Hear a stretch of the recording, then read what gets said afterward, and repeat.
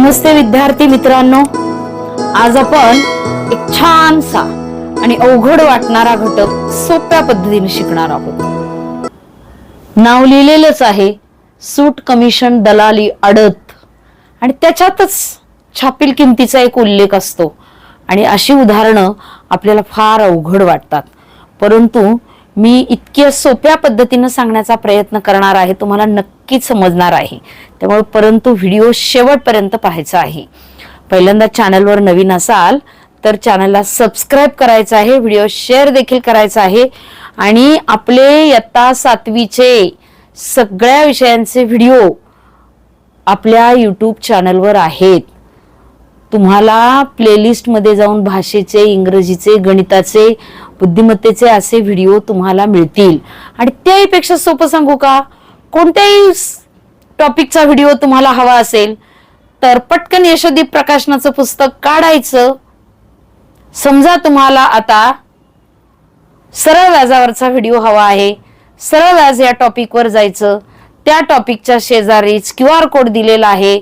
तो QR code गुगलवर जायचं, त्या गुगल लेन्स मधून व्हिडिओ तो QR कोड स्कॅन करायचा आणि व्हिडिओ पाहायचा. म्हणजे सर्च करायला सुद्धा लागणार नाही. त्यासाठी मात्र यशोदीपचं पुस्तक तुमच्याकडे प्रत्येकाकडे असलं पाहिजे. चला तर मग शिकूया. सूट, कमिशन, दलाली, आडत, याच्यामध्ये रेबिट पण हा एक शब्द असतो. आता हे सगळे शब्द मुलांना एकाच अर्थाचे साधारणपणे, की काय होतं, आपण बऱ्याच वेळा बघा दुकानातून वस्तू आणल्या की त्या वस्तूवर एक छापील किंमत असते, म्हणजे तिच्यावर किंमत असते. समजा एखादं पुस्तक आणलं तर त्याच्यावर किंमत असते 250 रुपये, किंवा तुम्ही वही आणली त्या वहीवर किंमत असते 90 रुपये, पण दुकानदार तुम्हाला 70 रुपयाला देतो. तुम्हाला वाटतं बापरे, 90 रुपयाची वही आपल्याला 70 रुपयाला दिली. म्हणजे त्याच्यावर वस्तूवर जी छापलेली किंमत असते त्याला म्हणतो आपण छापील किंमत.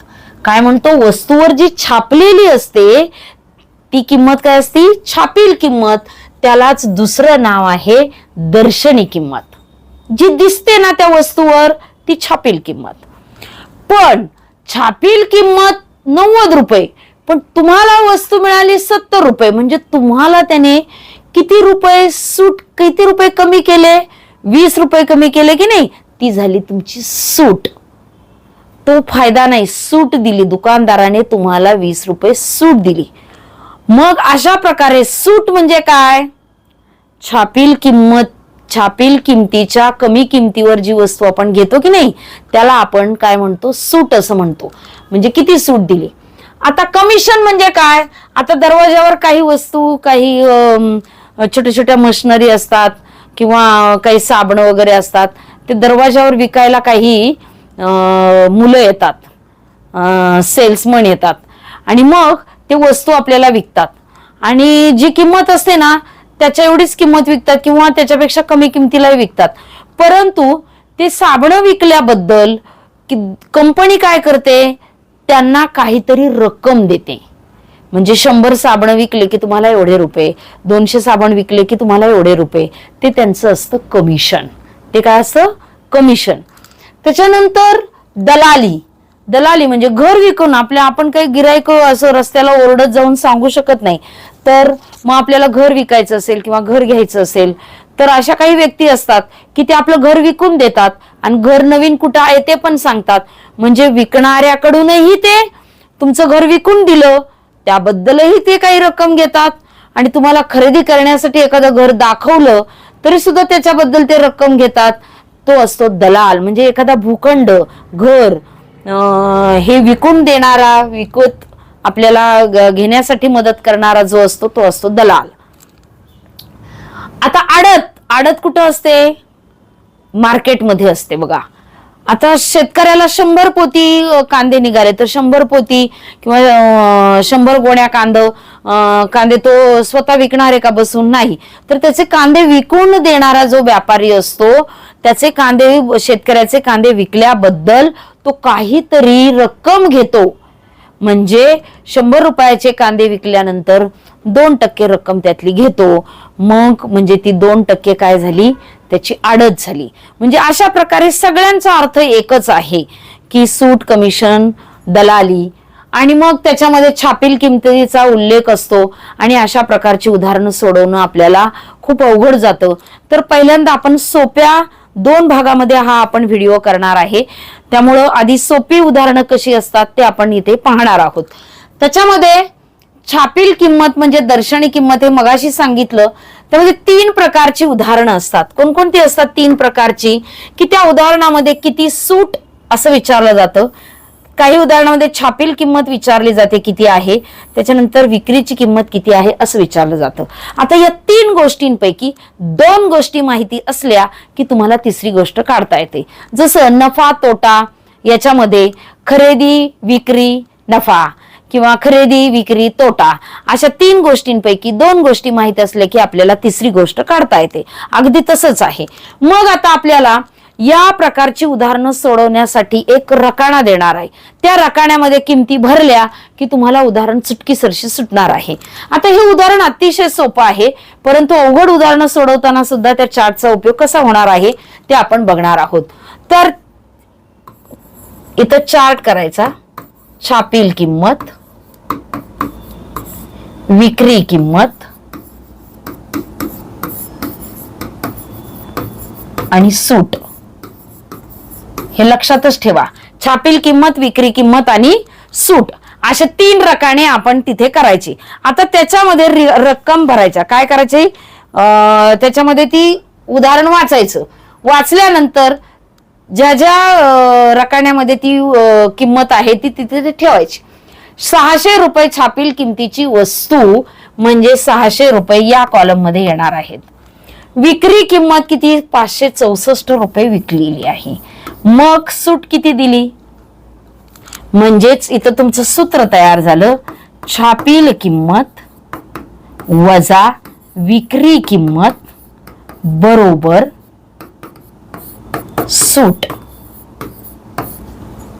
मग आता 600 वजा 564 किती येते वजा बाकी बघा. 10तून 4 गेला 6, मग इथं 3 आणि 0, 36 रुपये सूट मिळाली. हे सोपं आहे. आपण लगेच हे कॉलम नाही मांडला तरी आपल्याला करता येतं. आता आपल्याला विचारलं शेकडा सूट किती. विचारलं शेकडा सूट किती. जसं खरेदी विक्री नफा तोटा ही जी नफा तोट्यावरची उदाहरणं असतात, नफा नेहमी खरेदी किमतीवर मांडायचा असतो.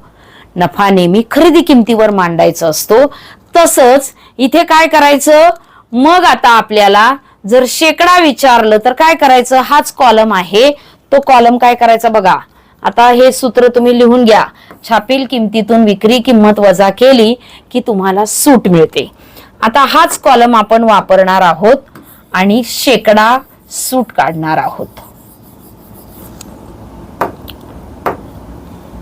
सूट किती आली? 36 रुपये. मग आता आपल्याला शेकडा सूट विचारली. 600 रुपये छापील किंमत असताना 36 रुपये सूट मिळते, तर 100 रुपये छापील किंमत असताना किती सूट मिळेल किंवा प्रश्नचिन्ह. मग आता इथे याचा काहीही उपयोग करायचा नाही आणि मग सरळ तिरपा गुणाकार करायचा. आणि जी 2 पदं असतात ती नेहमीच 100 गुणिले 36 भागिले 600 आणि मग बरोबर x.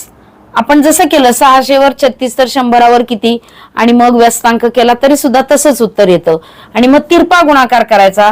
2 शून्याला 2 शून्य गेले. 6 एके 6, 6 6 36 म्हणजे 6% सूट मिळाली. शेकडा सूट. बघा छापील किंमत, विक्री किंमत, सूट हे 3 रकाने करायचे. कोणतंही उदाहरण सूट किती विचारलं तरी तसंच, छापील किंमत विचारली तरी तसंच आणि विक्री किंमत विचारली तरी तसंच. छापील किंमत, विक्री किंमत, सूट. आपण 600 वर 36 रुपये सूट तर 100 रुपयावर किती आणि मग मधल्याचं काहीच काम नाही. मग ज्यांची तुलना करायची ते हे 2 रकाने आहेत आणि मग त्यांची तुलना केली आणि तिरपा गुणाकार करून मांडणी केली. आता पुढचं उदाहरण आपण लगेच बघणार आहोत. आता पुढचं उदाहरण बघूया. छापील किमतीवर 20% सूट देऊन एक मोबाईल 16,000 रुपयांना विकला तर मोबाईलची छापील किंमत किती. मग अशी मी तुम्हाला सांगितलं 3 प्रकारे. सूट किती? छापील किंमत किती आणि विक्री किंमत किती, अशा 3 मुद्द्यांवरच उदाहरणं विचारली जातात. आणि मग कोणतंही उदाहरण विचारलं, कोणतीही किंमत विचारली तरी आपल्या कॉलम तेच ठेवायचे. कोणते कॉलम? छापील किंमत, विक्री किंमत आणि सूट, हेच कॉलम. आता लिहायचं छापील किमतीवर 20% सूट देऊन. या 20% मध्ये 2 आकडे लपलेले असतात. याचा अर्थ काय होतो? छापील किंमत जर 100 रुपये असेल तर सूट किती मिळते? 20 रुपये. छापील या 2% मध्ये 100 लपलेले असतात. 100वर 20 म्हणजे 100 रुपये छापील किंमत असेल तर 20 रुपये सूट मिळते. आता 20 रुपये सूट मिळते. मग आता आपल्याला इथं विक्री किंमत दिलेली म्हणजे आपल्याला 100ची सुद्धा विक्री किंमत काढावीच लागेल ना. मग 100 रुपये छापील किंमत, 20 रुपये सूट दिली म्हणजे 20 रुपये कमी केले म्हणजे इथे विकले केवढ्याला? 80 रुपयाला. आता आपल्याकडं 100 रुपये छापील किंमत, 80 रुपये विक्री किंमत, 20 रुपये सूट, हे तुम्हाला कळालं असेल. आता पुढचं काय लिहिले? 16,000 रुपयांना तो विकला म्हणजे ही काय आहे? विक्री किंमत आहे. ही काय आहे? विक्री किंमत. मग विक्री किंमती खालीच विक्री किंमत मांडायची. 16,000 रुपयांना विकला. आता या रकान्यातली किंमत काढायची की या रकान्यातली किंमत काढायची? शेवट वाचायचा. छापील किंमत किती म्हणजे आपल्याला इथली किंमत काढायची, म्हणजे या रकान्याचा उपयोग होणार नाही. मग आपल्याला तिरपा गुणाकार करायचा. जे 2 आहेत ते अंशस्थानी लिहायचे. 100 गुणिले 16,000 भागिले 80 बरोबर x म्हणजे छापील किंमत. 0ला 0 गेला. 8 दुने 16, 200 झाले. 200 गुणिले 100, 200 गुणिले 100 बरोबर 20,000 रुपये त्या मोबाईलची छापील किंमत होती. आपण x हा छापील किमतीसाठी वापरलेला आहे. बघा बरं, त्याच कॉलम मध्ये भरलं, काही केलं नाही. आणि मग आपल्याला कधी होतं इथली किंमत काढायची की इथली किंमत काढायची? तर आपल्याला छापील किंमत विचारली म्हणजे आपल्याला या 2 रकान्यांचा विचार करावा लागेल. म्हणजे ज्या रकान्यामध्ये 2 आकडे आहेत त्यांच्याशी त्याची तुलना करायची. आता पुढचं उदाहरण बघूया. 8,000 रुपये छापील किमतीवर 8.5% सूट दिली तर विक्री किंमत किती? मगाशी आपण काय काढलं होतं? सूट किती काढलं. आता छापील किंमत काढलं, आता विक्री किंमत काढलं. 3 प्रकारची उदाहरणं घेतली. तोच रकाना वापरायचा. छापील किंमत, विक्री किंमत आणि सूट. चला, आता आपल्याला 8,000 रुपये छापील किमतीवर 8.5% सूट दिली. नेहमी याचा अगोदर विचार करायचा. 8.5% म्हणजे त्याच्यात 2 आकडे लपलेले आहेत.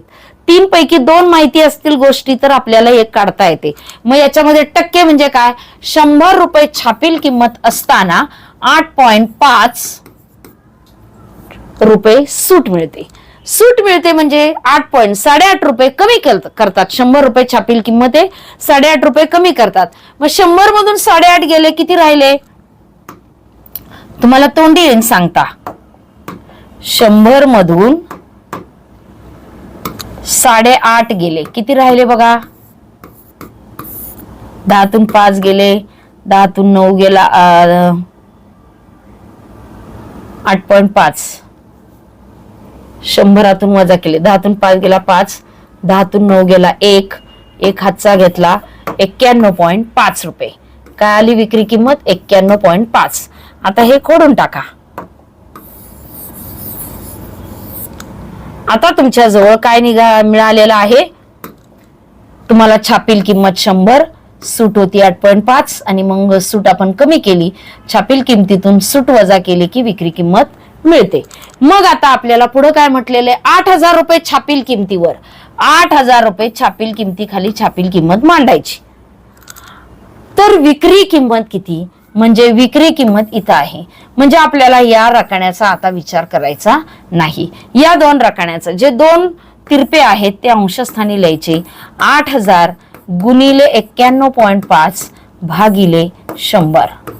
2 शून्याला 2 शून्य गेले आणि मग आता 80 गुणिले 91.5 करायचं.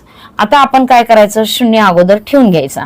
8 पंचे 40, 4 4, 8 1 8 4 12, 7 1 8 9 72 आणि 1 73 आणि मग दशांश चिन्ह आहे म्हणजेच 7,320 रुपये त्याची काय असणारे विक्री किंमत असणार आहे. म्हणजे बघा किती सोप्या पद्धतीने आपण ही 3 उदाहरणं शिकलेलो आहोत. आणि आता मी सूटच घेतलं, कमिशन दिलं तरी तेच वापरायचं. सूटच्या जागी कमिशन येईल, सूटच्या जागी दलाल येईल, सूटच्या जागी आडत येईल. याच पद्धतीने ही उदाहरणं सोडवायची. आता ही उदाहरणं 3 व्यवस्थित समजून घ्यायची. त्याच्या खाली जी 10 उदाहरणं दिली ऑनलाईन टेस्ट मध्ये ती सोडवायची. एकदा ते पक्क झालं की भाग 2 मधला व्हिडिओ मग बघायला घ्यायचा. आणि मग भाग 2 मध्ये काठिण्य पातळीची उदाहरणं आहे की जी परीक्षेमध्ये विचारली जातात. अशा उदाहरणं शिकण्यासाठी भाग 2 नक्की पाहायचा आहे. व्हिडिओ शेअर देखील करायचा आहे, चॅनलला सबस्क्राईब करायचं आहे. आणि आपल्या पुस्तकातील अधिकाधिक उदाहरणांचा सराव करण्यासाठी पुस्तकाची मागणी जरूर करायची आहे. धन्यवाद.